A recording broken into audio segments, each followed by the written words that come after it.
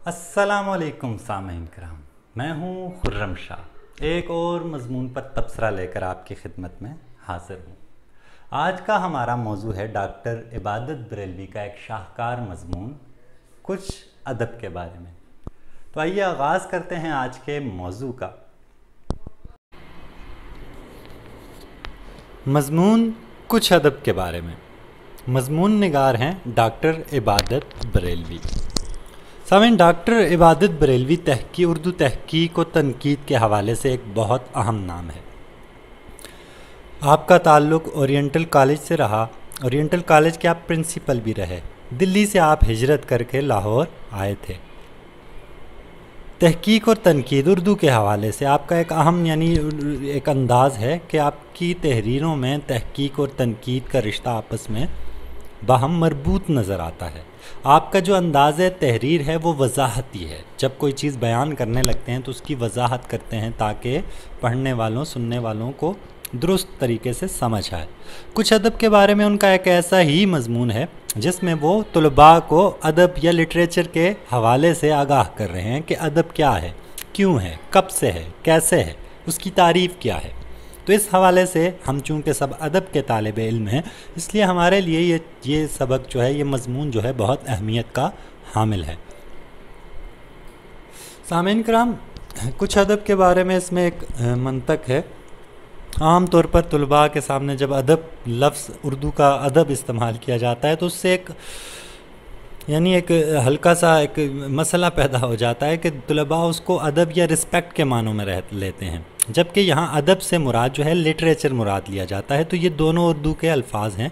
अदब बुनियादी तौर पर इसका मानी वही है, माखज़ वही लफ्ज़ है, अरबी से आया है अदब। लेकिन इस्तिलाह में अब हम अदब उन चीज़ों के लिए, उन तहरीरों के लिए, उस शायरी के लिए, नसर के लिए इस्तेमाल करते हैं कि जो लिखे जाने के, जो महफूज किए जाने के काबिल होती है। तो आम तौर पर तुलबा से सवाल पूछा जाता है साल अव्वल में, साल दोम में कि हम ये क्या पढ़ रहे हैं, ये हमारे पास किताब किस चीज़ की है। तो जवाब आता है उर्दू की है।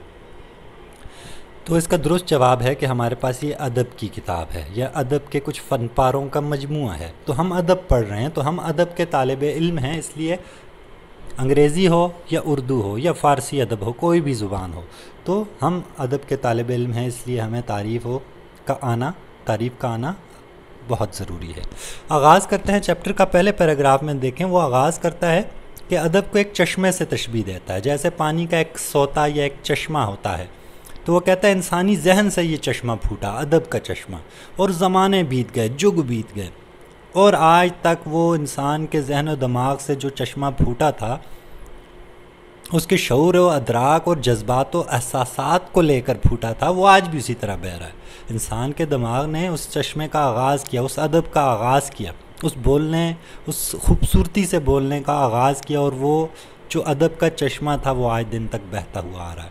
बड़ी बड़ी तब्दीलियाँ आई, इनकलाब आए, तूफ़ान नूह भी आया होगा, बड़े बड़े ज़लज़ले आए, मगर अदब के चश्मे को खुश्क ना किया जा सका। बल्कि मुसन्निफ़ कहते हैं कि ज़माने की मुशातगी, यानी जो ज़माने की सलाहियत है किसी चीज़ को बनाने संवारने की, उसने अदब को और ज़्यादा बेहतर किया।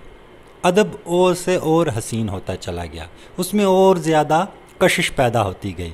और एक तरफ तो उसको ज़माने के इनकलाब ख़त्म ना कर सके, मगर दूसरी तरफ वो अदब का जो चश्मा फूटा था वो बहकर दरिया बनता गया। अदब जिस तरह ज़माना आगे गया, वो लिटरेचर जो है उसने तरक्की पाई, उसकी असनाफ़ में इजाफ़ा हुआ, उसकी किस्मों में इजाफ़ा हुआ।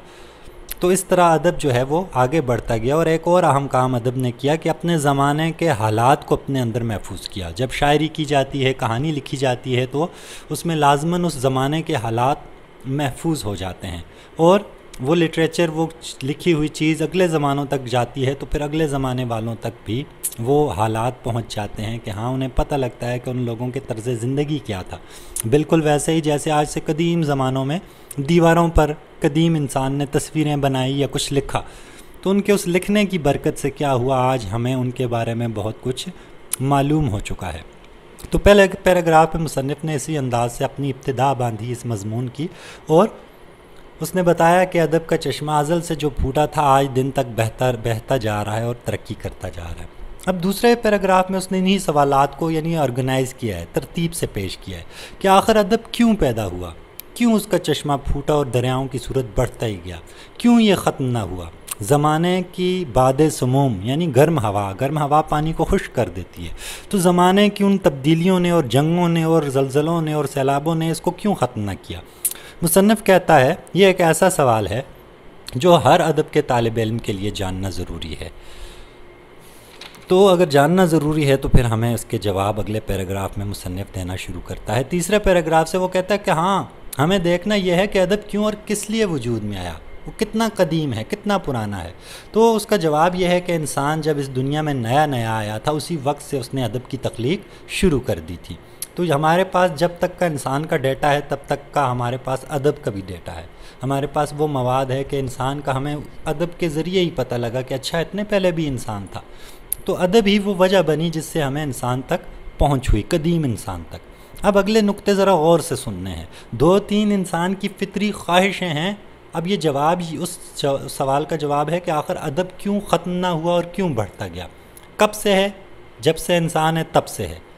کیوں پیدا ہوا اور کیوں بڑھتا رہا؟ ختم کیوں نہ ہوا؟ اس کا جواب یہ ہے کہ انسان کے اندر تخلیق کا جوہر اور تخلیق کی خواہش فطرت نے رکھی ہے، اللہ نے رکھی ہے۔ کون سی 2 خواہشیں یا کون سی 2 چیزیں؟ ایک تخلیق کرنے کا جوہر یا ہنر، یعنی انسان کو تخلیق کرنا آتا ہے۔ دوسری چیز تخلیق کی خواہش کہ وہ تخلیق کرنا چاہتا ہے اور اسے تخلیق کرنا آتا بھی ہے۔ یہ 2 چونکہ اللہ خالق ہے اور اللہ نے اپنی مخلوق کو اپنی ہی خوبیوں سے نوازا ہوا ہے، چنانچہ تخلیق کرنا اللہ کا خوبی ہے، اللہ کی خوبی ہے، اور انسان کو اس نے یہ خوبی ودیت کی ہے۔ تو پہلی فطری خواہش یا فطری خوبی جو ہے وہ تخلیق کی خواہش یا تخلیق کا جوہر ہونا ہے۔ تو پہلی چیز انسان خالق ہے۔ اب کیا ہوا؟ انسان نہ صرف ادب بلکہ ہر چیز کی تخلیق میں لطف محسوس کرتا ہے۔ اب وہ جہاز بنائے، وہ گھر بنائے، وہ کوئی بھی چیز تخلیق کر لے تو اس کو تخلیق کرنے کے بعد اسے خوشی ہوتی ہے۔ اسی طرح ایک ادیب کو بھی خوشی ہوتی ہے جب وہ ادب تخلیق کرتا ہے، کوئی نثر پارا یا کوئی شعر پارا، تو اسے اس کی خوشی ہوتی ہے سب سے پہلے۔ پھر اگلا مرحلہ یہ ہوتا ہے کہ تخلیق کی اس فطری خواہش کا نتیجہ یہ ہے جو انسان کے اندر قدرت کی طرف سے ودیت کی گئی ہے، یعنی یہی کہ اس کو خوشی ہوتی ہے سب سے پہلے۔ اب دوسری چیز پہلی چیز ہمیں سمجھ آ گئی کہ تخلیق کرنا اور اس کی خواہش کرنا فطری چیز ہے۔ اب اس کو یہ یوں سمجھنا ہے کہ باقی تخلیقات اور ادب میں فرق مادے اور روحانیت کا ہے۔ اب کوئی بلڈنگ بناتا ہے یا جہاز بناتا ہے تو وہ مادی تخلیق ہے، میٹیریل سے بنی ہوئی ہے، میٹر سے بنی ہوئی ہے۔ لیکن جب ادب تخلیق کیا جاتا ہے تو ادب مادے سے نہیں بنا، بلکہ یہ سوچوں اور جذبات کی عکاسی لفظوں کے ذریعے کی جاتی ہے، آوازوں کے ذریعے کی جاتی ہے، حرفوں کے ذریعے کی جاتی ہے، لیکن اصل میں عکاسی جذبات اور خیالات کی ہوتی ہے۔ اس لیے مادہ روحانی چیز ہے، باقی تخلیقات مادی چیزیں ہیں۔ بہرحال اب یہاں مصنف ہمیں کیا کرتا ہے؟ ساتھ ہی ادب کی تعریف بتاتا ہے۔ اب یہ سمجھ آ گئی کہ تخلیق فطرت میں ہے، انسان کی تخلیق کی خواہش فطرت میں ہے، ادب جو ہے وہ ایک روحانی چیز ہے، مادی چیز نہیں ہے۔ تو اب مصنف جامع تعریف کرتا ہے، اور اس کو ہم نے یاد رکھنا ہے، ذہن میں رکھنا ہے کہ انسان کے جذبات اور احساسات میں جو موجیں برابر اٹھتی ہیں، یعنی جو اتار چڑھاؤ ہوتا ہے، ان کو خوبصورت الفاظ کا جامہ پہنا دینا ادب کہلاتا ہے۔ یعنی ادب جو ہے وہ اپنی سوچوں اور جذبات کو خوبصورت الفاظ میں پرونا ہے۔ یعنی میرے عام آدمی کے جذبات اور احساسات چونکہ خوبصورت لفظوں میں نہیں پروئے جاتے، اس لیے وہ ادب نہیں ہوتا۔ لیکن جب کوئی کہانی کار، کوئی نثر نگار، کوئی مضمون نگار، کوئی شاعر اپنے جذبات اور خیالات کو پیش کرتا ہے تو وہ ایک پیٹرن سے، ایک ترتیب اور ایک خوبصورتی سے پیش کرتا ہے۔ اس لیے اس شاعر اور اس ادیب کا لکھا ہوا، اس کا کہا ہوا ادب میں شمار ہوتا ہے، جبکہ عام لوگوں کی بات جو ہے ان کے جذبات کا اظہار ادب میں شمار نہیں ہوتا۔ اب یہاں ہمیں ایک نقطہ پکڑا گیا کہ خوبصورتی، تو اس کا مطلب ہے ادیب کو خوبصورتیوں کا پتہ ہوتا ہے، اس کا مطلب ہے ادب خوبصورت ہوتا ہے۔ بہرحال مصنف آگے ہمیں ابتدائی انسان کے بارے میں بتاتا ہے کہ انسان جب پہلا انسان دنیا میں آیا تھا تو اس جذبات کے علاوہ وہ کچھ نہیں تھا، اس نے کچھ نہیں سیکھا تھا ابھی زیادہ کچھ۔ تو بہرحال اس کے اندر اس کے جذبات میں جو اتار چڑھاؤ ہوا ہوگا، چیزوں کو دیکھ کر خوشی، غمی، نفرت، غصہ، یہ جذبات پیدا ہوئے ہوں گے، تو اس کے اظہار کے لیے اس نے جو پہلی آواز نکالی ہوگی اپنے منہ سے، آج ہم مصنف کہتا ہے اس کو ادب میں شمار کرنے پر مجبور ہیں، کیونکہ وہ پہلا انسان تھا۔ اس پہلے انسان کی وہ چیخ بھی جو ہے وہ جذباتی تاثر میں آ کر وہ ادب میں شمار ہوگی۔ بہرحال یہ تو ایک فہم کی بحث ہے کہ پہلا ابتدائی کام جو ہے وہ اسی طرح ہوتا ہے، مگر آہستہ آہستہ ادب ترقی کرتا گیا۔ آگے چل کر مصنف ہمیں اسی بارے میں بتاتا ہے، اس لیے ابتدائی جو ہمیں ادب کے نشانات ملتے ہیں وہ شاعری کی شکل میں ملتے ہیں، گیت ہیں، یعنی حمد ہے، خدا کی تعریف بیان کی، اور ہزاروں سال پہلے لوگ جو تھے وہ بھی خدا کی تعریف بیان کرتے تھے مختلف روپ میں، تو گیت ہمیں نشانی کے طور پر ملتے ہیں۔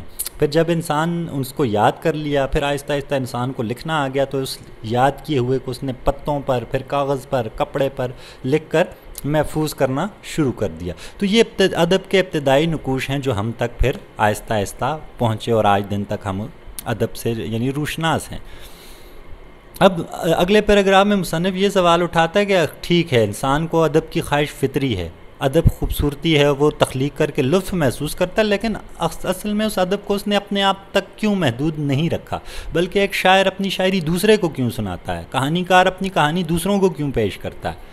تو اس کا وہ جواب یہ دیتا ہے کہ انسان میں یہ خواہش بھی بالکل فطری ہے کہ جو خیالات اس کے دل میں پیدا ہوں ان کو وہ بہتر سے بہتر طریقے سے دوسروں تک پہنچائے۔ ہم دوست اکٹھے بیٹھتے ہیں تو کبھی ایسا نہیں ہوتا کہ ہم اپنے روزمرہ کی چیزوں میں سے ایک دوسرے کے ساتھ ایک دوسرے کو بتائیں نہ، حالانکہ وہ ایک دوسرے سے مقصد نہیں ہوتا، اپنے گھر کی باتیں، اپنے محلے کی باتیں اسکول میں آ کر دوستوں سے کی جاتی ہیں، اسکول کی باتیں دوسرے دوستوں سے کی جاتی ہیں، گھر والوں سے کی جاتی ہیں۔ تو یہ انسان کی فطرت ہے کہ وہ اپنے جذبات کو دوسروں تک پہنچانا چاہتا ہے۔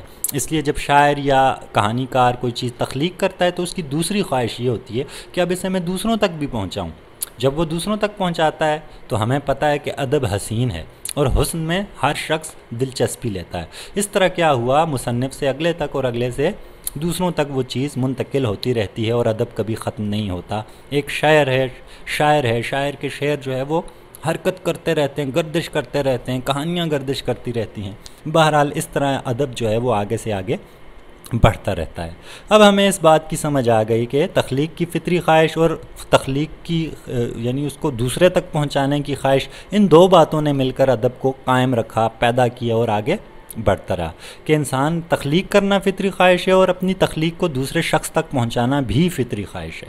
اب آگے ہم چلتے ہیں، دیکھیں گے، یہ ہم جان چکے کہ ادب کے اندر سماج اور ماحول کی عکاسی ہوتی ہے، ٹھیک ہے۔ بڑا ادب وہی سمجھا جاتا ہے جس میں آفاقیت ہوتی ہے، جو لامحدود ہوتا ہے، یعنی پاکستان میں بیٹھا شخص اگر ادب تخلیق کرے تو اس میں امریکہ والے کا بھی حصہ ہو۔ آفاقیت اس کو کہتے ہیں، لامحدودیت، کہ آپ کے خیالات اور آپ کی سوچیں وسیع تر ہوں۔ بہرحال آگے بڑھتے ہیں، تو اگلی بات مصنف یہ سمجھانا چاہتا ہے کہ ادب کا ذوق جو ہوتا ہے، یعنی کسی کو شاعری پسند ہے، زیادہ پسند ہے، کم پسند ہے، ذوق ہر شخص میں ضرور ہوتا ہے، ہاں مختلف ہو سکتا ہے۔ کسی کو ایک شاعر پسند ہے، دوسرے کو وہ شاعر بالکل نہیں پسند۔ تو ہر شخص کے جو تخلیق ہے، اس کا ذہن اللہ تعالیٰ نے بنایا ہے، اس میں ذوق ضرور ڈالا ہے، اس میں خوبصورتی سے متاثر ہونا ضرور ڈالا ہے، مگر مختلف، اس لیے ہر شخص کا ذوق مختلف ہو سکتا ہے۔ پانچواں اور آخری پیراگراف اس نے حسن کی بحث سے شروع کرتا ہے مصنف، کہ انسان کے اندر حسن کا احساس سب سے زیادہ قوی ہے۔ میں انتہائی اہم جملے پڑھ رہا ہوں، بول رہا ہوں، تو ہم نے پچھلی خواہشات دیکھیں جس نے ادب کو قائم رکھا۔ اب یہ ایک اور اہم نقطہ ہے کہ انسان کے اندر حسن کا احساس سب سے زیادہ قوی، سب سے مضبوط ہے۔ انسان ہر وقت حسن کی تلاش میں رہتا ہے، وہ دیکھنے سے متعلق ہو، سننے سے متعلق ہو، خوشبو سے متعلق ہو، خوبصورت چیز جہاں ہوگی انسان اس میں دلچسپی لیے بغیر نہیں رہ سکتا۔ اور تھوڑی دیر پہلے ہم نے یہ بات کی کہ ادب حسین ہوتا ہے، ادب خوبصورت الفاظ اور خوبصورت ترتیب کا نام ہے، ادب خوبصورت ہوتا ہے۔ اس لیے اب انسان سب سے زیادہ دنیا میں حسن سے متاثر ہوتا ہے، اور ادب بھی حسین ہے، اس لیے انسان کا ادب سے متاثر ہونا فطری بات ہے۔ تو اب ہمیں یہ چیزیں، یہ سوالات سمجھ آ رہے ہیں، ہمارے ذہن میں بیٹھ رہے ہیں، ٹھیک ہے، کہ انسان کی فطری خواہش ہے کہ وہ ادب کو تخلیق کرے۔ ادب کا جوہر، اللہ تعالیٰ نے تخلیق کا جوہر انسان کے اندر رکھا ہے، اور انسان خوبصورتی سے سب سے زیادہ متاثر ہوتا ہے، جبکہ ادب حسین ہے۔ تو یہ سارے جملے ہمیں یہ بتا رہے ہیں کہ کیسے ادب جو ہے وہ آگے ترقی کرتا ہے۔ تو ہر چیز کا مختلف مزاج، مختلف پیٹرن ہو سکتا ہے، مختلف ذوق ہو سکتا ہے لوگوں کا۔ آخری بات مصنف ہمیں یہ سمجھاتا ہے کہ ادب کے علاوہ کوئی اور ایسا مقام نہیں آتا کہ جہاں بدصورت چیز کو بھی خوبصورت بنا کر پیش کیا جا سکے، یعنی فنون لطیفہ اور ادب ہی کو وہ مقام حاصل ہے کہ جس میں آپ کوئی برا کریکٹر بتا رہے ہیں، آپ شیطان کی کہانی سنا رہے ہیں، لیکن اس میں بھی ایک خوبصورتی اور حسن موجود ہوگا، اس میں لفظوں کا حسن ہوگا، ترتیب کا حسن ہوگا۔ تو ایک بہت اچھا یہ مضمون ہے، تنقیدی زاویہ کتاب ہے جس سے یہ اخذ کیا گیا ڈاکٹر عبادت بریلوی کا۔ مجھے امید ہے کہ ہم کافی حد تک اس فہم کے قریب پہنچ کے ہوں گے۔ مشکل الفاظ بھی اسکرین پر آپ کو نظر آئیں گے، تو جن کو مشکل الفاظ اور ان کے معنی کے مسائل ہیں تو وہ وہاں سے دیکھ کر اپنے مسائل حل کر سکتے ہیں۔ تو اب بھی کے لیے مجھے اجازت دیجیے، دوبارہ کسی وقت دوسرے کسی تجزیے کے ساتھ آپ کی خدمت میں حاضر ہوں گے۔ اپنا اور دوسروں کا خیال رکھیے۔ اللہ حافظ۔